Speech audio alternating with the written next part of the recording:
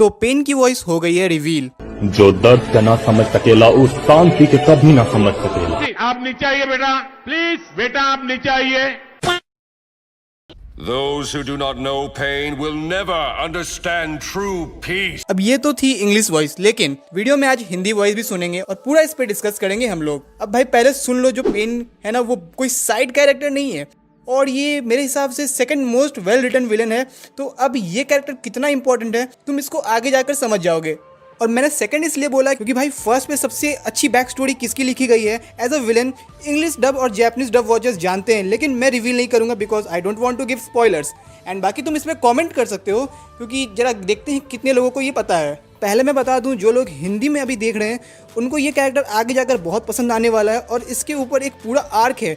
और जब तुम इसके बारे में जानोगे ना तो तुम मानोगे ही नहीं ये विलन है। ये कैरेक्टर इस सीरीज़ में बहुत इंपॉर्टेंट है। लेकिन अब हम जानते हैं कि क्या पेन की आवाज़ हिंदी डब में सही है या नहीं। अब देखो, मैं किसी आर्टिस्ट को हेट नहीं दे रहा हूँ, मुझे पता है एक वॉइस आर्टिस्ट को कितना मेहनत लगता है एक सीरीज़ को डब करने में। और अगर मैं कुछ नेगेटिव पॉइंट्स में बात करूँ तो फिर ये हेट नहीं है, इसे पॉजिटिवली लेना और आगे इसको इम्प्रूव करने की कोशिश करो। बाकी हमारी तरफ से हमेशा फुल सपोर्ट है। मैं बस रियल ओपिनियन देना चाहता हूँ जिससे ऑडियंस को पता लगे कि क्या चीज़ मिसिंग है और डबिंग स्टूडियोज़ को भी पता लगे कि क्या चीज़ें हम एक्सपेक्ट करते हैं। बाकी हिंदी डब को हमेशा फुल सपोर्ट है। और यार एक चीज़ मेरे को ना बहुत ख़राब लगी कि एपिसोड 1 to 9 तक जो नारुतो की वॉइस मैच्योर लग रही थी, सही जा रही थी, लेकिन एपिसोड 10 में जो चीज़ हुई ना, क्या बोलूँ, तब दिमाग ख़राब हो गया।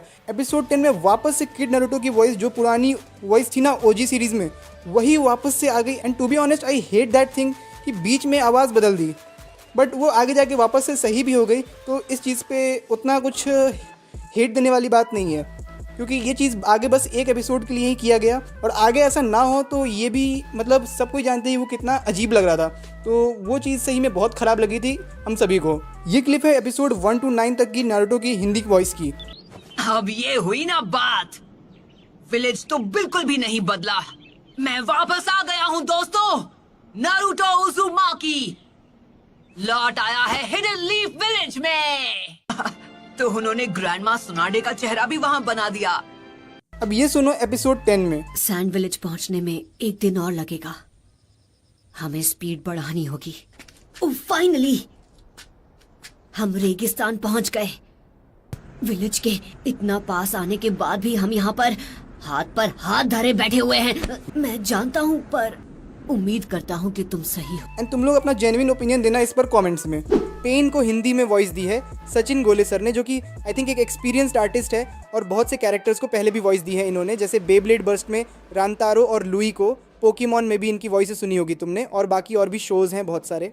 अब भाई पेन की वॉइस पे बातें करते हैं तो सबसे पहले तुमको मैं इंग्लिश डब सुनाता हूँ, तो सुनो एक बार। It will now take 3 days and nights. Stay aware of your physical selves. Zetsu, have your physical body stand guard outside. Use the one with the greatest range. Understood?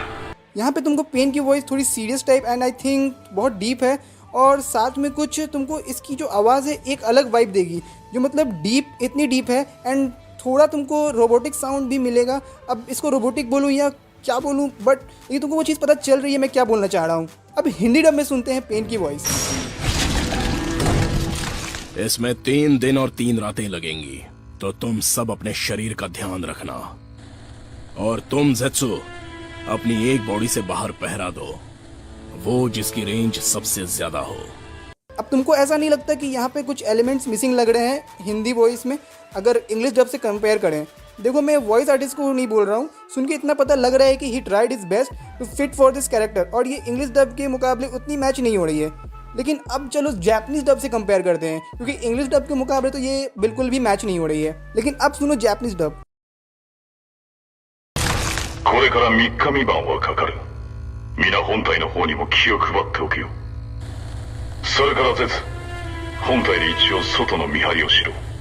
一番範囲のでかいやつだぞ。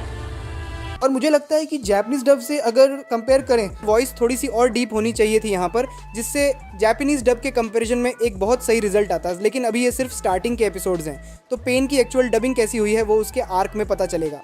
तो voice ठीक है हिंदी में and match खा रही है इधर, लेकिन जो लोग इंग्लिश में वॉच किए होंगे उनको उस टाइप की फील नहीं आ रही होगी क्योंकि इंग्लिश डब में पेन की वॉइस बहुत अलग है एंड वो बहुत आइकॉनिक भी है। बट डबिंग वालों ने आई थिंक जापानीज डब के हिसाब से कास्टिंग करी है, तो उसके कंपैरिजन में इट्स गुड। तो जापानीज डब के कंपैरिजन में तो ठीक लग रही है, लेकिन अगर इसे इंग्लिश डब के हिसाब से बनाते तो और भी बेटर लगता। बट एनीवेज ये ठीक है, मतलब थोड़ी सी डीप और हो सकती थी वॉइस, लेकिन अब हर चीज़ एकदम सेम नहीं हो सकती ना, तो ये ठीक ही है, मतलब ऐसा कुछ ख़राब नहीं है। लेकिन वही है कि इंग्लिश डब में अगर जैसी वॉइस है वैसा अगर बना देते तो भाई सीरीज़ की हाइप अलग लेवल पे चल जाती। लेकिन ठीक है, चलो कोई बात नहीं। और आगे जाकर पेन के कुछ पॉपुलर लाइन्स हैं जो इस वॉइस में ऑनेस्टली बहुत इंपॉर्टेंट रोल प्ले करेगी, एंड इसको बेस्ट डब करा जाए लाइक जो साइकिल ऑफ हेट्रेड वाला है ना, और this world shall know pain वाली जो लाइन है, ये चीज़ बहुत आइकनिक है नारुतो में, एंड मैं इसको एक अच्छे डब में देखना चाहता हूँ आगे चलकर। तो मैं बस एक्सपेक्ट कर रहा हूँ कि ये हमारे एक्सपेक्टेशन से और बेटर हो आगे जाकर, क्योंकि ये बहुत ही इंपॉर्टेंट है इस पूरी सीरीज़ में। अब ये मेरा पर्सनल ओपिनियन था, और तुम भी अपने पॉइंट्स रख सकते हो कमेंट्स में।